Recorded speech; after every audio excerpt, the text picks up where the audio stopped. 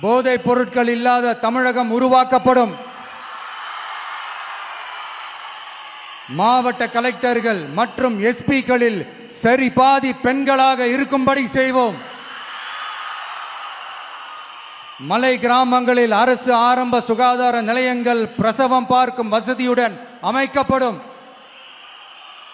Bus போக்குவரத்து இல்லாத கிராமங்கள் மற்றும் மலை கிராமங்களே இல்லை என்ற நிலை உருவாக்கப்படும்.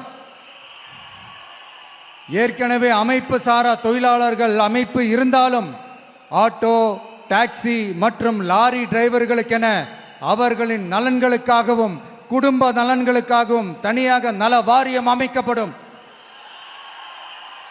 தென் தமிழகம் உட்பட தமிழகத்தின் தேவையான பகுதிகளில் தொழிற்சாலைகள் அமைக்கவும் தொழில் வளம் பெருக்கவும் தனி கவனம் செலுத்தப்படும்.